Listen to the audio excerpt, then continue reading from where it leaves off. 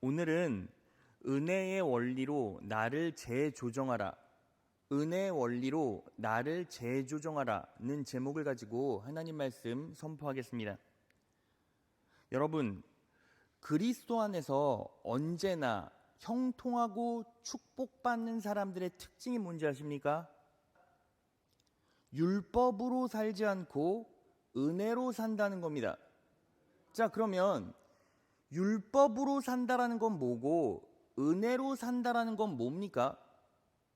여러분, 율법으로 산다라는 건 내 삶의 열매의 기초가 내 행위나 노력에 있다는 거고, 반대로 은혜로 산다라는 건 내 삶의 모든 열매의 기초가 내가 아닌 성령 하나님의 능력에 있다는 거예요.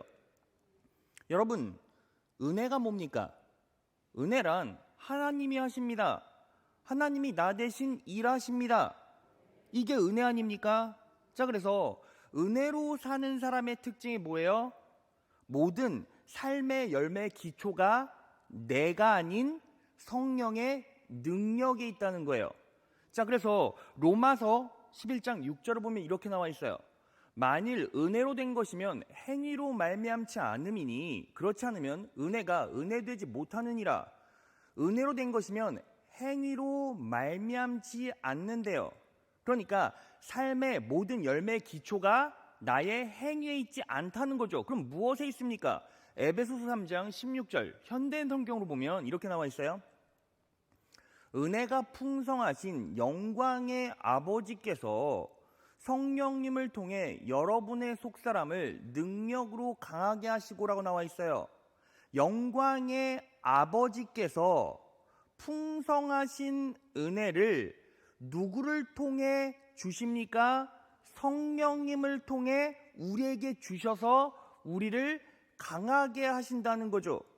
그래서 결국 은혜로 살아간다, 은혜로 살아가는 자들의 가장 강력한 특징이 무엇입니까? 삶의 어떤 열매를 맺고자 할 때 내 행위나 내 노력으로 사는 것이 아니라 성령님의 능력으로 사는 거예요. 믿으시는 분 아멘? 여러분, 이게 왜 그렇게 중요합니까? 이유가 있어요. 여러분, 율법으로 산다고 해서 내 노력으로 산다고 해서 축복이 없습니까? 내 노력으로 살아도 축복은 있죠.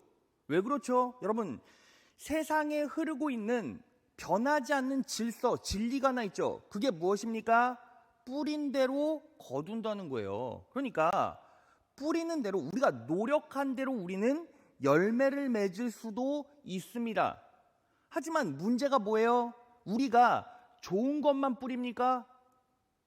악한 것도 뿌리고 나쁜 것도 뿌리고 저주받을 것도 뿌리기 때문에 뿌린 대로 거둬요. 그래서 좋은 것을 뿌리면 당연히 좋은 것을 취할 수 있지만 악한 것을 뿌리면 악한 것을 취하기 때문에 인간은 본성적으로 악하고, 그래서 우리는 언제나 좋은 것보다 나쁜 것, 안 좋은 것들을 더 많이 뿌릴 수밖에 없는 인생이죠. 그래서 율법으로 살면 언제나 축복받는 인생을 살아갈 순 없다는 거예요. 그래서 우리는 언제나 은혜로 살아야 합니다. 은혜로 살아야 합니다. 은혜로 살아야 합니다. 믿으시는 분 아멘? 자, 우리 옆 사람과 이렇게 인사해 볼까요? 은혜로 삽시다. 은혜로 삽시다. 자, 은혜로 살 때 언제나 형통하고 승리한 삶을 살아갈 수 있다는 겁니다. 자, 그러면 은혜로 산다는 것, 성령 하나님의 능력으로 산다는 게 뭡니까? 어떻게 하면 우리는 은혜로 성령 하나님의 능력으로 살 수 있죠? 들은 말씀을 믿음으로 소유하면, 들은 말씀을 믿음으로 반응해내면 누가 일하십니까? 성령님이 일하세요. 자, 갈라디아서 3장 5절로 갑니다. 다 같이 한번 읽어볼까요? 시작. 너희에게 성령을 주시고 너희 가운데서 능력을 행하시는 이의 일이 율법의 행위에서냐 듣고 믿음에서냐. 성령님이 능력을 행하시는 일은 율법의 행위에서냐 듣고 믿음에서냐? 당연히 듣고 믿음에서죠. 듣고 믿을 때 성령이 능력을 행하신다는 겁니다. 그런 의미에서 오늘 본문 말씀은 너무너무 중요하죠. 왜 중요합니까? 여러분, 오늘 본문 말씀은 예수님의 제자를 향한 마지막 설교에 포함된 말씀이에요. 요한복음 13장부터 17장까지가 예수님의 고별 설교입니다. 제자들에게 주시는 마지막 설교죠. 근데 이 설교를 왜 주십니까? 예수님께서 십자가에 못 박혀 돌아가시고 부활 승천하시면 이제 가시적으로 예수님이 보이시질 않는 거예요. 그러면 제자들은 어떻게 살 수 있죠? 실제로 예수님이 계실 때는 예수님이 다 해주셨잖아요. 근데 이제 예수님이 사라지시면 어떻게 살 수 있습니까? 넘어질 수도 있고 쓰러질 수도 있고 엎어질 수도 있고 패배할 수도 있다는 거죠. 그래서 예수님께서 주신 말씀이 오늘 말씀이라는 거예요. 여러분, 오늘 말씀의 배경이 되는 성경 구절 한 구절을 찾아볼까요? 요한복음 16장 1절입니다. 내가 이것을 너희에게 이름은 너희로 실족하지 않게 하려 함이니, 여기서 이 말씀을 세번역 성경으로 보면 너희를 넘어지지 않게 하려는 것이다. 현대어 성경으로 보면 믿음이 흔들리지 않게 하려는 것이다. 반대로 말하면 여러분들이 오늘 이 말씀을 온전히 내 영혼 가운데 받아들이고 삶에서 적용하면 여러분들은 절대로 실족하지 않습니다. 여러분들은 절대로 넘어지지 않습니다. 여러분들의 믿음은 절대로 흔들리지 않습니다. 믿으시는 분 아멘? 그래서 오늘 말씀을 잘 기억하고 삶에 녹여내십시오. 그럴 때 은혜로 살아갈 수 있고 능력 있게 살아갈 수 있고 형통한 삶을 살아갈 수 있다는 것입니다. 오늘 이 말씀으로 승리하신 여러분 되시기를 진심으로 축원합니다. 자, 그러면 오늘 말씀을 통해서 성령 하나님께서 우리에게 주시는 진리는 무엇일까요? 두 가지입니다. 하나하나 살펴보겠습니다. 첫째, 모든 풍성한 열매는 예수님을 믿음에서 비롯됩니다. 그러므로 매 순간 그분의 임재를 인식하고 바라보십시오. 모든 풍성한 열매는 예수님을 믿음에서 비롯된다는 거죠. 그러므로 매 순간 그분의 임재를 인식하고 바라봐야 한다는 거예요. 자, 오늘 본문 말씀 요한복음 14장 1절을 보면 이렇게 나와 있어요. 너희는 마음에 근심하지 말라. 하나님을 믿으니 또 나를 믿으라. 너희는 제자들아, 너희는 나를 믿어라. 예수인 나를 믿어라 라고 말씀하셨죠. 여기서 믿으란 말은 피스튜, 의지하라는 뜻이에요. 자, 그럼 생각해 봅시다. 여러분, 예수님은 이제 십자가에 못 박혀 돌아가세요. 제자들 앞에 가시적으로 보이지 않는다는 거죠. 그런데 어떻게 제자들이 예수님을 의지할 수 있죠? 예수님께서 얘네들아, 예수인 나를 믿어. 예수인 나를 믿으라고, 나를 의지해 라고 말씀하시잖아요. 근데 예수님이 이제 떠나가시는데 어떻게 의지할 수 있냐고요. 여러분, 이 믿으라는 말에는 무엇이 전제되어 있습니까? 성령 하나님의 임재가 전제되어 있죠. 예수님께서 부활 승천하시면 누가 이 땅에 오십니까? 성령님께서 오시잖아요. 그래서 예수님이 부활 승천하신 후에 실제로 보혜사 성령님이 이 땅에 오십니다. 믿으시는 분 아멘? 오셨습니다. 그러면 나를 믿으라, 나를 의지하라는 말은 이제 내 대신 오실 성령님을 의지하라, 성령님을 의지하라 이 뜻인 거예요. 자, 그러면 여러분, 성령님을 의지한다는 게 뭡니까? 자, 여러분, 성령 하나님을 의지한다는 것은 결국 그분의 임재를 인식하고 내 삶의 모든 상황 가운데서 역사하시는 성령 하나님을 바라보라는 거예요. 그걸 어떻게 할 수 있습니까? 자, 이것에 대한 힌트를 이미 예수님께서 요한복음 15장 4절에서 5절에 주셨어요. 내 안에 머물러 있어라. 그리하면 나도 너희 안에 머물러 있겠다. 여러분 보세요. 내 안에 머물러 있어라. 이게 뭐예요? 전제 조건이에요. 그리하면 나도 너희 안에 머물러 있겠다. 자, 가지가 포도나무에 붙어있지 아니하면 스스로 열매를 맺을 수 없는 것과 같이 너희도 내 안에 머물러 있지 아니하면 열매를 맺을 수 없다. 열매를 맺기 위해서는 우리가 성령님 안에, 예수님 안에 머물러 있어야죠. 5절. 나는 포도나무요 너희는 가지이다. 사람이 내 안에 머물러 있고 내가 그 안에 머물러 있으면 그는 많은 열매를 맺는다. 너희는 나를 떠나서는 아무것도 할 수 없다. 그는 많은 열매를 맺는다. 우리가 삶에서 많은 열매를 맺기 위해서 가장 중요한 게 뭐예요? 사람이 내 안에 머물러 있고 내가 그 안에 머물러 있으면. 자, 그러니까 우리가 삶에서 놀라운 풍요와 형통과 능력을 소유하기 위해선 우리는 누구 안에 있어야 돼요? 예수님 안에 있어야 하고 성령님 안에 있어야 한다는 거죠. 자, 그러면 도대체 그분 안에 있다는 게 뭡니까? 아주 쉽게 설명해 드릴게요. 자, 여러분, 지금 여러분들은 어디 안에 있습니까? 교회 안에 앉아 있잖아요. 자, 여러분, 지금 여러분들은 교회 안에 있어요. 자, 그러면 여러분들이 교회에 들어오는 순간 무엇을 인식하고 무엇을 직감합니까? 내가 교회 안에 있구나. 교회의 존재에 대해서 정확하게 인식하죠? 자, 그러면 여러분들이 주위를 싹 돌아보세요. 주위를 싹 돌아보세요. 주위를 싹 돌아보면 뭐만 보입니까, 지금? 저만 보여요? 감사해요. 할렐루야. 자, 여러분들이 반박을 할 수가 없네. 자, 여러분들이 교회 안에서 교회를 싹 돌아보면 뭐만 보이냐면 교회만 보이잖아요. 지금 교회만 보이지 않습니까?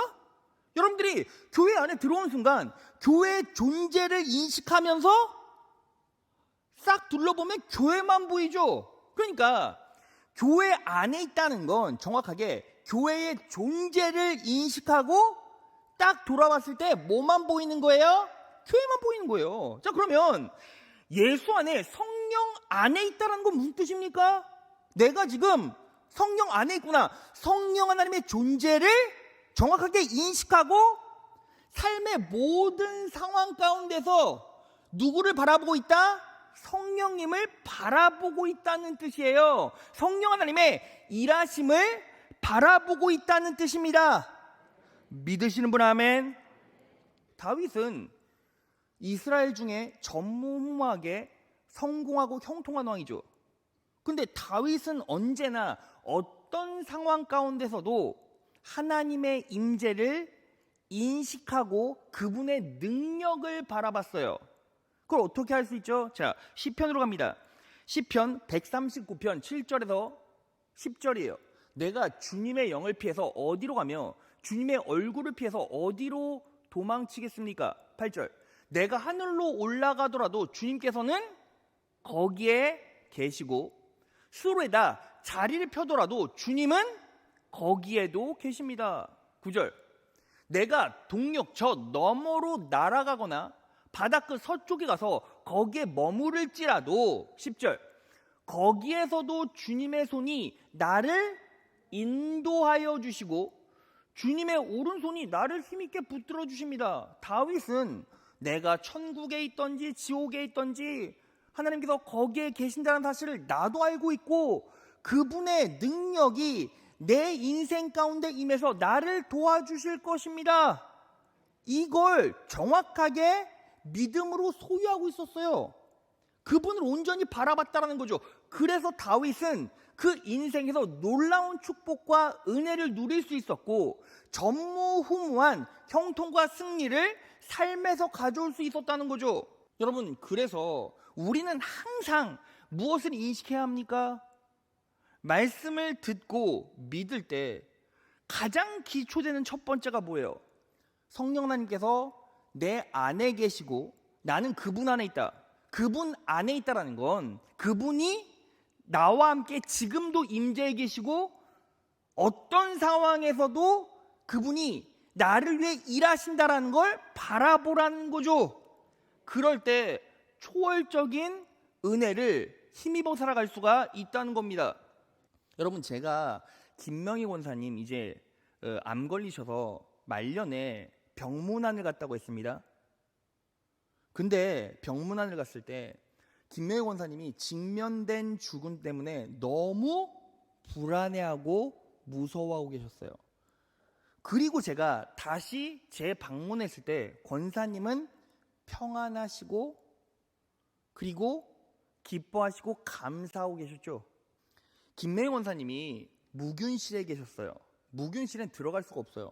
들어갈 수가 없었는데 그때는 코로나가 터진 그 상황이 아니기 때문에 뭐 어찌저찌 해서 그 교구 목사님이랑 같이 들어갔거든요. 근데 김명희 권사님하고 얘기를 하는데 그 권사님이 저한테 이런 얘기를 하셨어요. 성경책도 없고 설교도 들을 수가 없고 아무것도 할 수 없으니까 하나님께 기도했대요. 그냥 무섭다고 기도했대요. 두렵다고 기도했대요. 근데 그날 저녁에 하나님께서 자신에게 꿈을 보여주셨는데 하나님께서 두려워하지 말아라. 내가 지금 네 머리 맡에 앉아있다. 그리고 내가 너 붙잡고 천국으로 인도할 테니 이거 기억하고 두려워하지 마. 이런 꿈을 꿨대요. 근데 저는요 실상 일반 평신도들이 신방 가는데 그런 얘기하면 사실 저는 그렇게 믿지 않을 것 같아요. 왜냐하면 개꿈일 때가 너무나 많고 하나님께서 보여주신 환상이 아닐 때가 너무나 많거든요. 근데 여러분 제가 예전에 이런 설교한 적이 있었어요.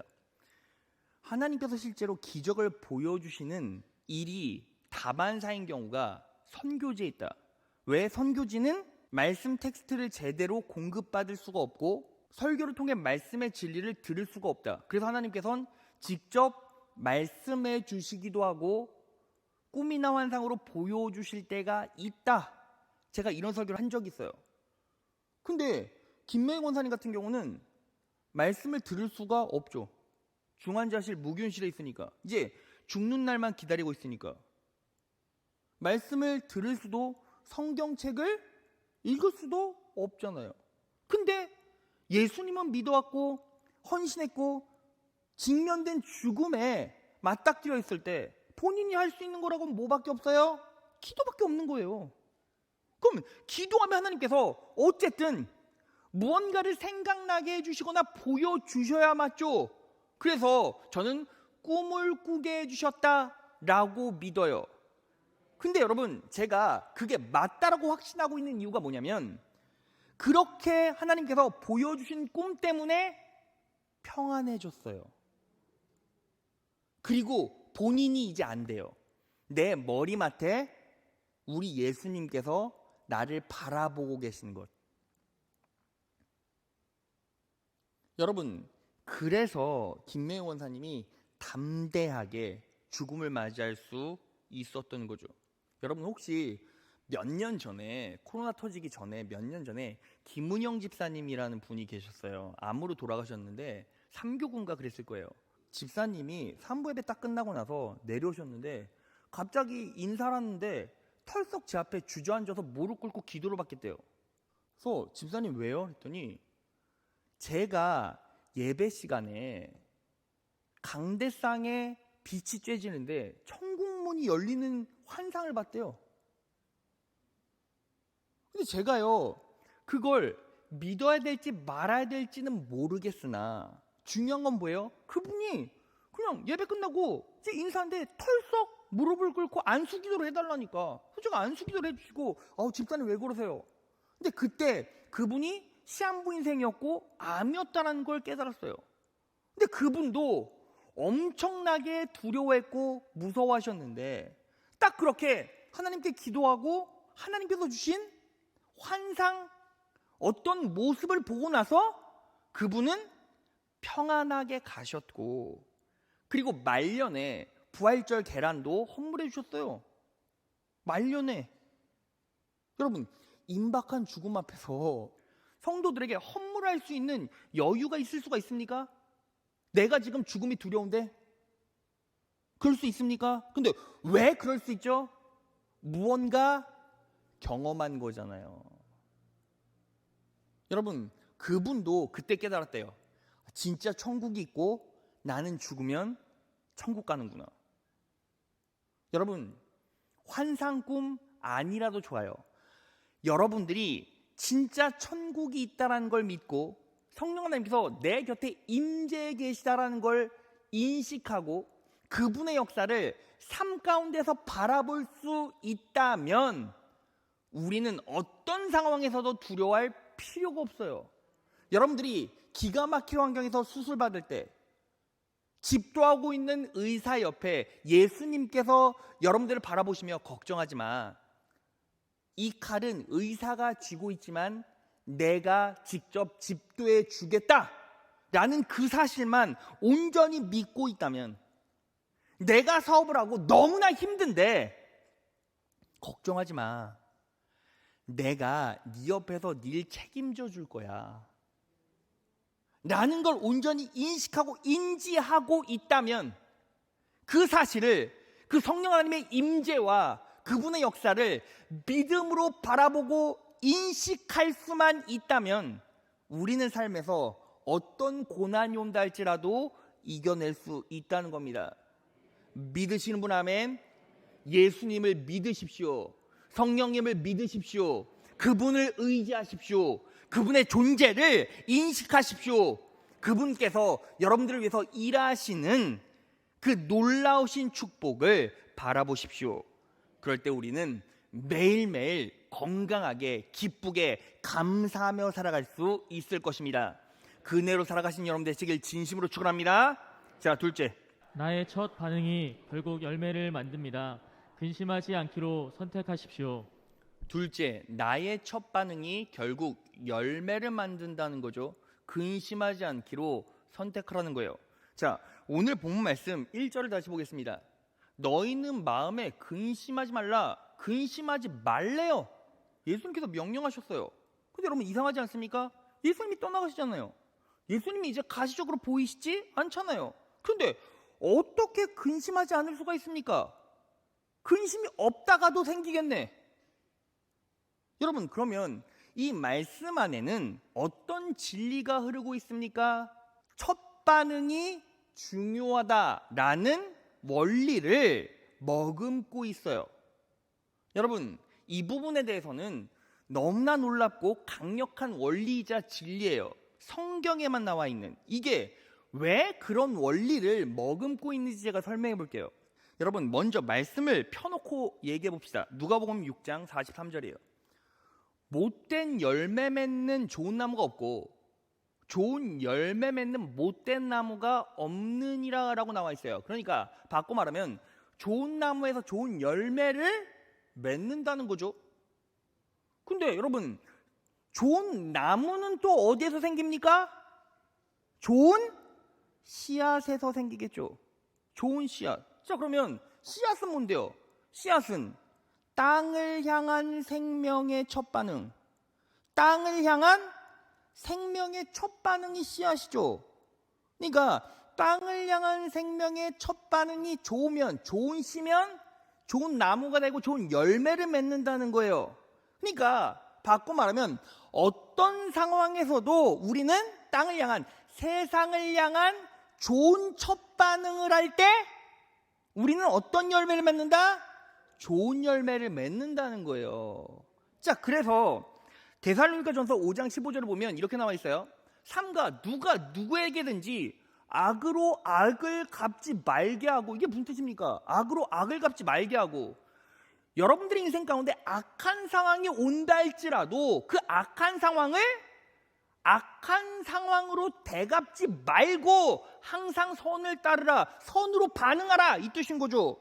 그럼 여기서 선은 뭐예요? 선은 헬라어로 아가도스, 좋은이란 뜻이에요. 그러니까 어떤 악한 상황이라 할지라도, 어떤 두려움과 어떤 염려와 어떤 분통 터진 상황이 온다 할지라도 성경은 뭐라고 말하고 있어요? 첫 반응은 좋은 것으로 해라. 첫 반응은 좋은 것으로 해라. 이렇게 분명히 명령하고 계시다라는 거죠. 우리가 너무나 잘 알고 있는 빌립보서 4장 6절로 갑니다. 6절만 다 같이 읽겠습니다. 시작.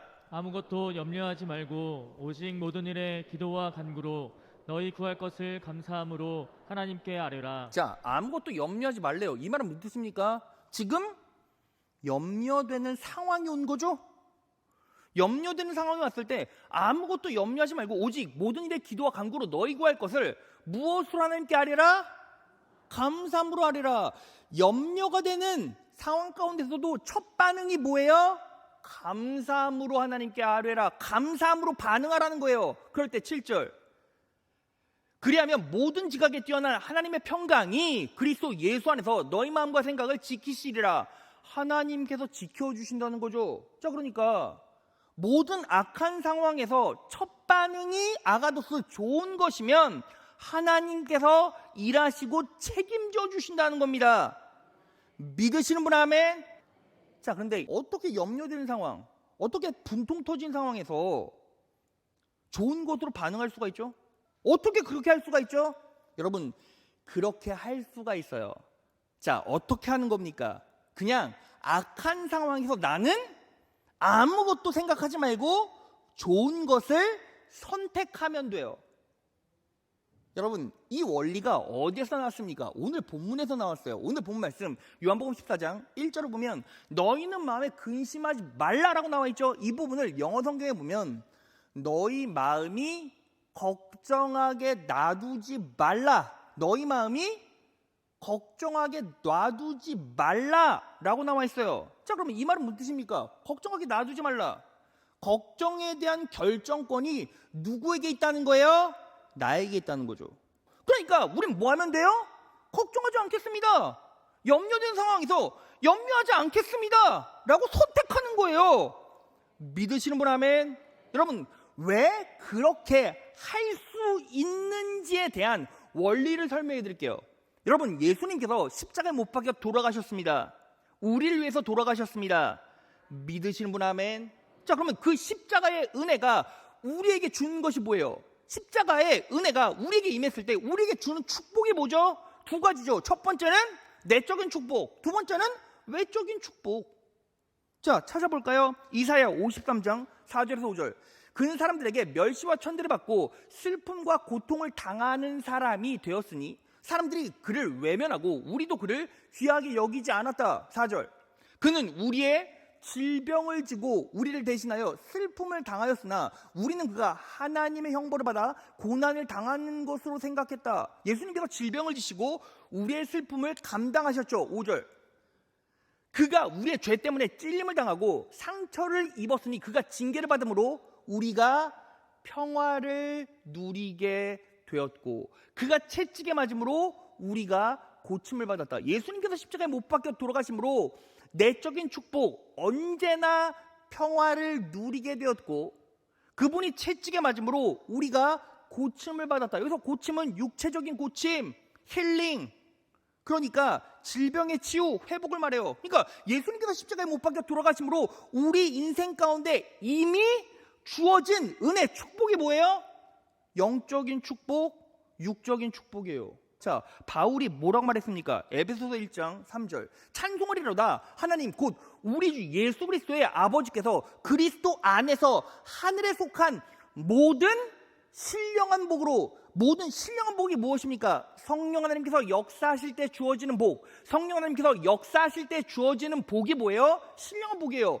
하늘에 속한 모든 신령한 복으로 우리에게 복 주시되, 에베소서 1장 6절 다 같이 읽겠습니다. 시작. 이는 그의 사랑하시는 자 안에서 우리에게 거저 주시는 바 그의 은혜의 영광을 찬미하게 하려는 것이라. 자, 하늘에 속한 모든 신령한 복을 우리에게 주셨는데 이는 그의 사랑하신 자 안에서 우리에게 어떻게 주셨어요? 어떻게 주셨어요? 어떻게 주셨어요? 거저 주셨어요. 자, 그러면 예수님께서 십자가에 못 박혀 돌아가심으로 이 신령한 축복을 우리가 거저 받았죠. 이미 거저 받았어요. 자, 그러면 성령 하나님께서 역사하실 때 우리에게 주시는 복이 뭐예요? 자, 갈라디아서 5장 22에서 23절. 오직 성령의 열매는 사랑, 희락, 화평, 오래 참음, 자비, 양성, 충성, 온유, 절제. 이게 뭐예요? 내적인 축복이죠. 갈라디아서 3장 14절. 그리하여 하나님께서 아브라함에게 약속하신 복이 그리스도 예수를 믿는 이방인들에게까지 미치게 되었고 또 우리는 믿음으로 약속된 성령을 받게 되었습니다. 약속된 성령을 통해서 이방인 우리에게 미치는 놀라운 축복이 뭐예요? 아브라함에게 약속하신 복. 자, 그러면 아브라함에게 약속하신 복이 뭐예요? 자손의 축복, 그리고 가나안 땅을 주리라. 현세 축복을 쏟아부어 주리라 이거죠. 그러니까 예수님께서 십자가에 못 박혀 돌아가심으로 우리가 누릴 수 있는 복 두 가지. 첫 번째는 영적인 축복. 그리고 성령 하나님께서 역사하실 때 우리는 어떤 복을 소유할 수 있습니까? 아브라함의 축복, 현세 축복을 누릴 수 있습니다. 믿으시는 분 아멘? 자, 그런데 문제가 있죠. 왜 이미 주어진 축복을 우리는 누리지 못합니까? 우리가 선택하지 않아서 그래요. 자, 신명기 30장 19에서 20절. 내가 오늘날 천지를 불러서 너희에게 증거를 삼노라. 내가 생명과 사망과 복과 저주를 내 앞에 두었은즉 너와 내 자손이 살기 위하여 무엇을 택하고? 생명을 택하고. 생명을 누가 택하는 거예요? 우리가 택하는 거예요. 우리가. 하나님께서는 생명과 사망과 복과 저주를 우리 앞에 두셨죠. 그런데 예수님께서 십자가에 못 박혀 돌아가심으로 놀라운 축복을 우리에게 이미 허락하셨어요. 그런데 생명을 누가 택하는 겁니까? 우리가 택한다고요. 20절. 내 하나님 여호와를 사랑하고 그 말씀을 순종하며 또 그에게 부종하라. 그는 내 생명이시오 내 장수시니 여호와께서 내 열조 아브람과 이삭과 야곱에게 주리라고 맹세하신 땅에 네가 거하리라. 땅에 축복을 주겠다. 네 생명이 되어주겠다. 너의 장수가 되어주겠다. 여기서 장수가 뭐예요? 오래 사는 거, 건강하게 오래 사는 거. 자, 그러면 여러분, 결국 어떤 상황에서도 우리는 부정적인 상황에서 부정적인 감정으로 부정적인 입술로 반응하지 않고 뭐 하는 겁니까? 생명을 택하라고요. 아가도스 선을 택하라고요. 악한 상황이 있다 할지라도 우리는 무엇으로 반응하는 겁니까? 옳은 것, 선한 것, 좋은 것을 택하라고요. 믿으시는 분 아멘? 첫 반응이 너무나 중요하고, 그리고 뭐하라? 선택이 중요하다. 그러면 염려된 상황, 난 염려하지 않겠습니다. 불안한 상황, 나는 불안하지 않겠습니다. 좌절되는 상황, 나는 좌절하지 않겠습니다. 나는 은혜의 사람이고 능력의 사람입니다. 그래서 그분을 의지하면서 나는 오늘도 승리할 줄 믿고 나아갑니다. 믿으시는 분 아멘? 그렇게 살아갈 때 그 믿음 바라보시고 하나님께서 그 입술의 고백대로, 그 믿음대로 역사에 가신다는 거예요. 믿으시는 분 아멘? 자, 그러면 이 부분에 대한 완벽한 성경의 증거 하나만을 대고 마무리하겠습니다. 여러분, 민수기 13장을 보면 하나님께서 모세를 통해서 가나안에 정탐꾼 12를 보내시죠. 자, 그러면 왜 하나님께서 정탐꾼을 보내신 겁니까? 보편적으로 우리는 어떻게 생각해요? 정탐해서 어떤 적이 있는지 보고 전략 짜고 열심히 싸움 준비해서 싸움 이기라고 그래서 정탐꾼 보낸 거 맞습니까? 그게 아니에요. 그게 아니라고요. 하나님께서 모세를 통해서 12 정탐꾼을 보내신 이유는, 야, 내가 이미 너희에게 그 땅 줬으니까 들어갈지 말지는 니들이 선택해. 이 뜻으로 보내신 거예요. 자, 그렇다는 증거를 대볼까요? 민수기 13장 1절에서 2절. 주님께서 모세에게 말씀하셨다. 너는 사람들을 보내요. 내가 이스라엘 자손에게 준 가나안 땅. 아직 가나안에 들어가지도 않고 싸우지도 않았는데 이미 하나님 편에서는 내가 이스라엘 자손에게 가나안 땅을 줬대요. 자손에게 준 가나안 땅을 탐지하게 하여라. 각 조상의 집합 가운데서 지도자를 한 사람씩 보내어라. 자, 그러면 이미 준 땅 왜 보냅니까? 확인하고 선택하라. 하나님께서, 야, 내가 이미 너희에게 가나안 땅 줬어. 들어갈지 말지는 누가 선택하라? 니들이 선택해. 젖과 꿀이 흐르는 땅 가나안, 젖과 꿀을 맛보려면 들어가든지, 젖과 꿀을 맛보지 않으려면 들어가지 말든지. 선택은 누가 하라? 니들이 하라고. 자, 그런데 딱 들어갔는데 가나안 정탐꾼 12명 중에서 여호수아와 갈렙 빼고는 10명은 어떻게 했습니까? 아평했죠. 저주를 쏟아부었어요. 민수기 13장 32에서 33절. 이스라엘 자손 앞에서 그 탐지한 땅을 악평하여 가로되 우리가 두루다니며 탐지한 땅은 그 거미들 삼키는 땅이 우리는 스스로 보기에도 메뚜기 같으니 악평을 했어요. 여러분, 악평을 한 그 악평이 누구에게 전염되고 전이 되었습니까? 이스라엘 백성에게 전염되고 전이 되었죠. 자, 민수기 14장 2절. 온 회중이 그들에게 말하였다. 차라리 우리가 이집트 땅에서 죽었더라면 더 좋았을 것이다. 아니면 차라리 우리가 이 광야에서라도 죽었더라면 더 좋았을 것이다. 자, 악평이 전염돼서 이스라엘 백성의 첫 반응이 어땠어요? 광야에서라도 죽었더라면 더 좋았을 것이다. 첫 반응이 무엇을 만든다? 열매를 만든다. 민수기 14장 28에서 29절. 그들에게 이르시기를 여호와의 말씀이 나의 삶을 가리켜 맹세하노라. 너희 말이 내 귀에 들린 대로 내가 너희에게 행하리니 너희 시체가 이 광야에 엎드러질 것이라. 이 광야에서라도 죽었더라면 좋았을 걸. 차라리 광야에서 죽었으면 좋았을 걸. 첫 반응이 죽음이었죠. 그래서 그 죽음의 첫 반응이 정확하게 열매를 맺어요. 자, 그럼 여기서 우리가 알 수 있는 놀라운 진리. 여러분들이 반응하는 이 첫 반응이 정확하게 누구에게 전염되고 전이 됩니까? 내 자식에게. 상위 리더십의 입술의 고백들이 누구에게 정확하게 전이 되고 전염됩니까? 나와 함께 생활하고 있는 구성원들에게. 여러분, 그래서요, 자식이 사고 칩니까? 자식이 여러분들이 힘들게 해요? 자, 그럼 그건 다 여러분들 잘못이에요. 여러분들이 그 악함을 전염시킨 거라고요. 그러면 지금부터라도 뭐 하는 겁니까?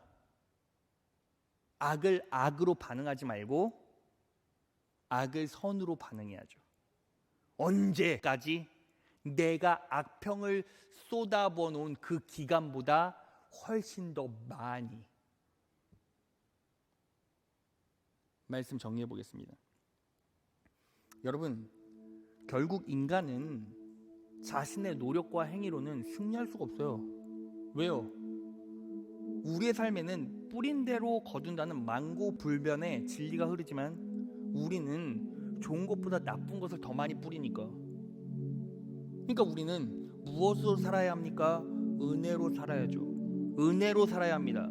성령 하나님의 능력으로 살아야 돼요. 자, 그러면 성령 하나님의 능력으로 산다는 게 뭐예요? 그분의 임재를 정확하게 인식하고 내 삶에 어떤 어려운 상황이 생긴다 할지라도 그분의 은혜와 그분의 역사를 바라보라는 거예요.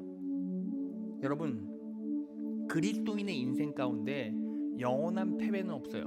왜 그렇습니까? 결국 천국 갈 거니까. 천국은 영원한 승리잖아요. 여러분들의 인생이 어떠하더라도 여러분들의 삶 끝자락엔 천국이 있어요. 예수를 믿고 있는 한. 자, 그러면 여러분들의 인생 끝자락에는 천국이 있기 때문에 영원한 선하심이 여러분들의 인생 가운데 분명히 임하고 그 과정 중에는 내가 뿌려놓은 나쁜 씨앗 때문에 삶이 저주라고 느껴질 때도 있고 아프고 좌절되고 낭망될 때도 있죠. 자, 그러면 우리는 즉각적으로 어떻게 반응해야 합니까? 악을 악으로 반응하지 마시고 어떤 악한 상황, 어려운 상황, 힘든 상황, 분노의 상황, 고통의 상황, 좌절의 상황, 낭망되는 상황이 온다 할지라도 나는 악을 악으로 반응하지 않고 선으로 반응해야 돼요. 좋은 것을 선택하라는 거죠. 그리고 언제나 지금 이 순간부터 뭐가 중요하다? 어떤 상황이 온다 할지라도 첫 반응이 중요하다. 첫 반응이 중요하다. 하나님께서 여러분들에게 모든 은혜를 기초로 세워주셨고 모든 축복을 부어주셨습니다. 이제 우린 믿음으로 뭐 하는 겁니까? 좋은 것을 선택하라는 거예요. 언제나 지금 내 자리, 내 위치에서 내 시선으로 바라보시고 나와 동행하시며 나와 함께 일하시는 성령님의 임재와 그분의 역사를 바라보고 언제나 어떤 상황에서도 첫 반응을 좋은 것으로 하시고 좋은 것을 선택하셔서 세상 끝나는 날까지 이 은혜의 원리로 나를 재조정하시고 승리의 길 걸어가시는 귀한 자녀들 되시기를 진심으로 축원합니다.